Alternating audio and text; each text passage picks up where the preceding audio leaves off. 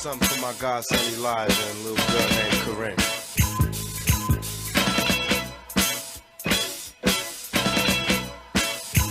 Some say the blacker the better, the sweeter the juice. I say the darker the flesh and the deeper the roots. I give a holler to my sisters on welfare. Tupac kids, if don't nobody else care. And I know they like to beat you down a lot when you come around the block, brothers.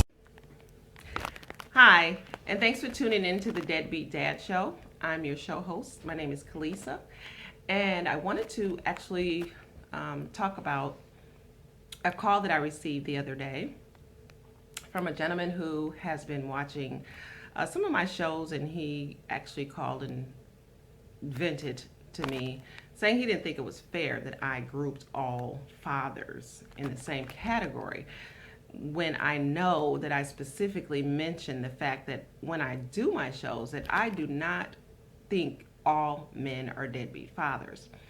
So I figured, let me try to figure out a way to get this across to people, to know that when I do my videos, I always say, I do not feel like all men are deadbeat fathers.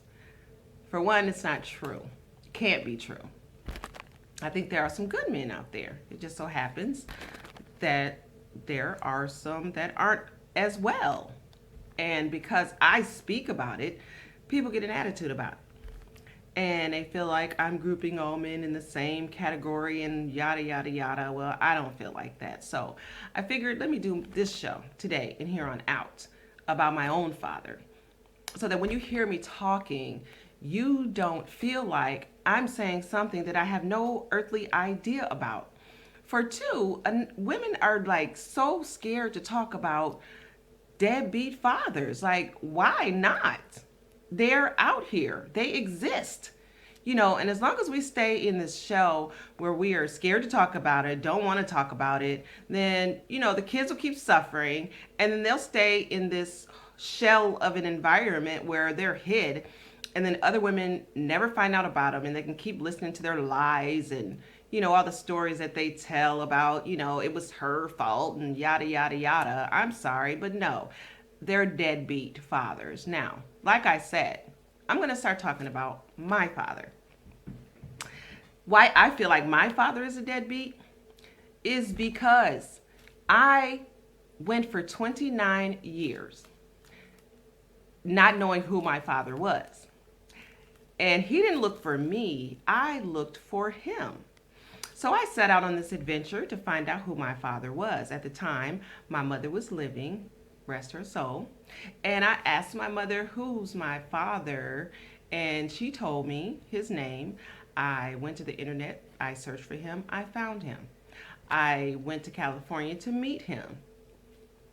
And I wanted to have a heart-to-heart talk with him. So, of course, I'm 29, I want to know, where have you been? So I said to him, you know, where have you been all my life? And because I had gone through I had been awarded the state of Michigan, had gone into foster care. You know, I went through some things in my life and always wanted to know where my father was.